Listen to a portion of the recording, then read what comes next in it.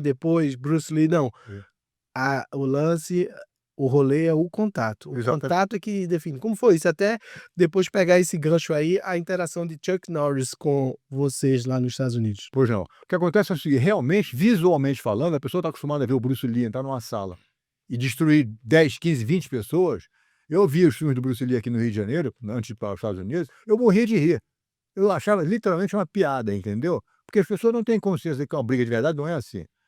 E às vezes eu me lembro que eu ia ao cinema, um monte de fã do cara ali assistindo aquelas brigas, eu rindo, o pessoal olhava para mim naquele, pô, tá ofendendo meu mestre, meu ídolo, sei lá o quê, entendeu? E eu achava graça porque eu falava, pô, o cara sozinho numa sala com 20, ele matou os 20, espera aí, meu irmão, não tá brincando. Fala sério, né? Então o que acontece? Ele via isso como uma piada.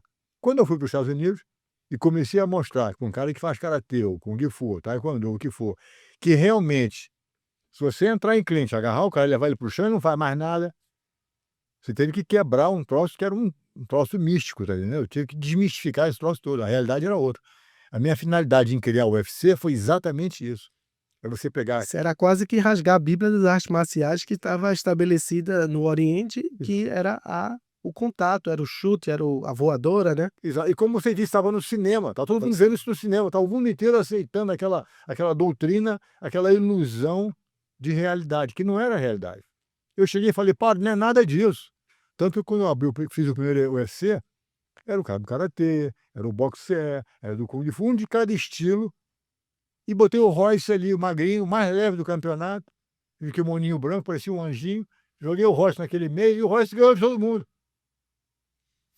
Quer dizer, ficou provado, mais do que comprovado, que se você for medir cada uma das artes marciais, que todas têm seus benefícios, não estou discutindo que não são boas, só que elas são limitadas se comparadas ao jiu-jitsu. Porque numa briga de verdade, os caras vão acabar se atracando um com o outro. E se demorar, vai acabar no chão. A pessoa que tem o conhecimento dessa agarração em pé e de levar para o chão e saber o que fazer no chão, que a origem do jiu-jitsu é essa, a essência do jiu-jitsu, se você conhece isso, você tem uma chance muito maior de contra os outros adversários. Então, essa parte de karatê, de soco e pontapé, que são boas também, saber dar um soco é melhor do que não saber. Você tem uma noção de boxe é melhor do que não saber. Saber dar um chute é bom, não faz mal. Mas não fica achando que só isso vai resolver o problema, porque não vai. Você sabe dar chute muito bem, tá deitado na areia, na praia, o cara pula em cima de você, já era. Como é que vai dar chute em alguém que está no chão já embolado? Não tem jeito. Então, essa realidade foi que o UFC acordou todo mundo para isso.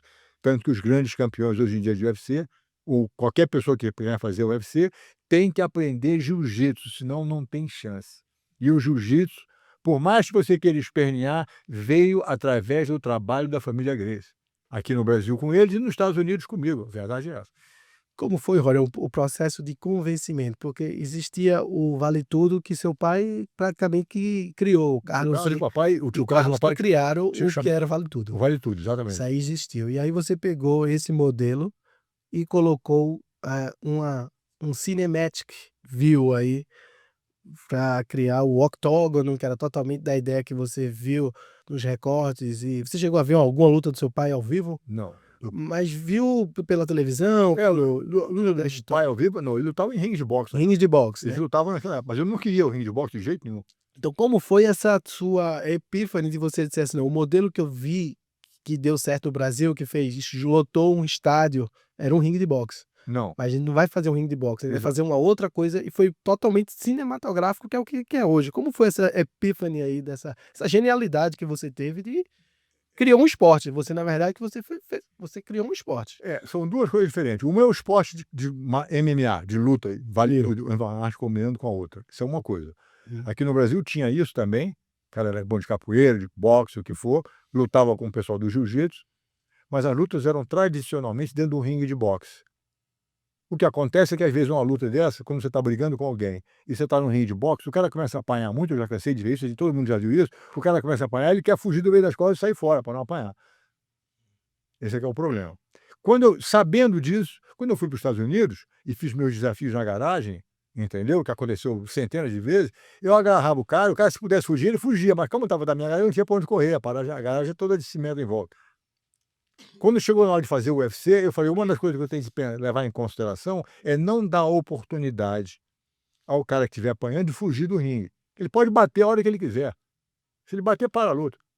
Mas fugir para dizer que não perdi, não, fugir não pode. Então eu tive que arranjar maneira de fazer isso. Comecei a discutir com os amigos nossos na época, a gente queria dar esse conselho. Uma das ideias era fazer um tanque de água, entendeu, em volta, e botar jacaré, piranha, entendeu, tubarão, o cara não podia fugir, porque era aquele negócio visual. Passei, você imagina, imaginação enorme, cheio de uma cerca elétrica, plexiglass, pensando em tudo que você pode, de opções que você pode imaginar. Eventualmente, a gente chegou à conclusão que tinha que ser uma tela, para você pudesse filmar através da tela, tinha que ser uma tela para o cara não fugir. Não podia ser quadrado para o cara não ficar preso no canto, que ia ser prejudicial para aquele lutador que ficasse no cantinho. Então, se ela for assim meio circular ou octógono, um daqueles formatos, não ia ter canto que não ia prejudicar ninguém.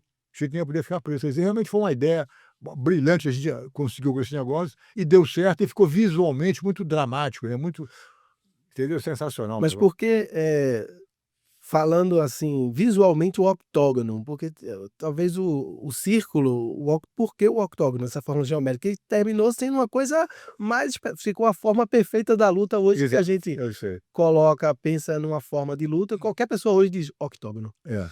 Como é que chegou O aí? que acontece é o seguinte, viu?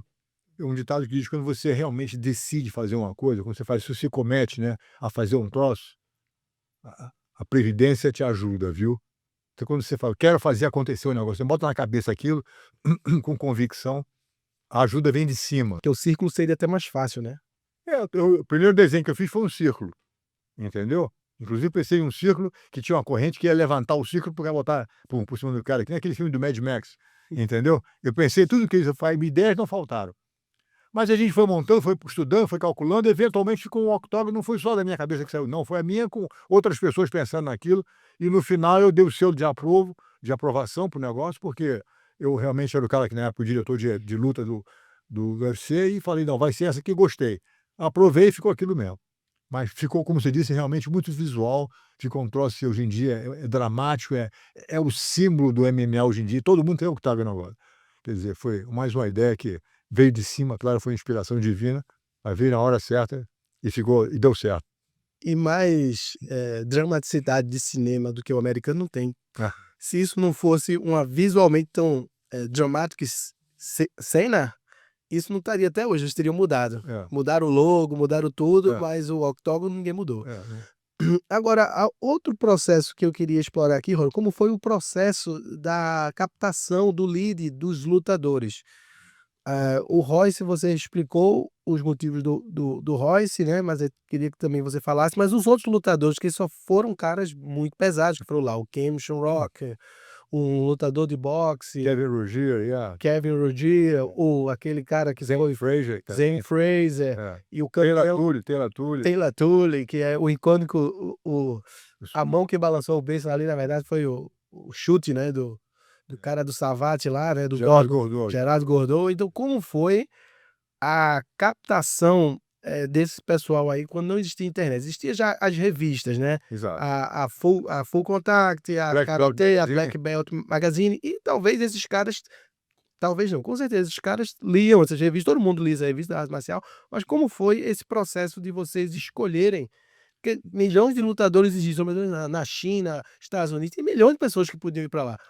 Como foi esse processo? Eu botei um anúncio, viu? Quando a gente resolveu como é que ia ser o sistema e tal, fizemos uma sociedade com a Semaphore, entendeu? A companhia americana de pay-per-view, a gente chegou na conclusão que ia fazer o evento. Eu reuni um grupo de alunos, eles falaram, se você fizer um evento ao vivo, a gente bota no pay-per-view, diz o cara. A gente faz a produção de televisão, mas vocês têm que fazer o evento ao vivo. Então eu fiz uma reunião na academia, um monte de aluno meu, entendeu? Distribuí um monte de business plan para todo mundo, e naquela noite eu levantei a grana que eu queria fazer o UFC, $250 mil, os caras investiram na companhia. Cada um deu um pouquinho para conseguir a grana. Com o dinheiro na mão, a gente agora tem que correr atrás para fazer o evento acontecer. Botei anúncio nas revistas de arte marcial na época, que não tinha internet, quase naquela época, quase nada, 30 e tantos anos atrás.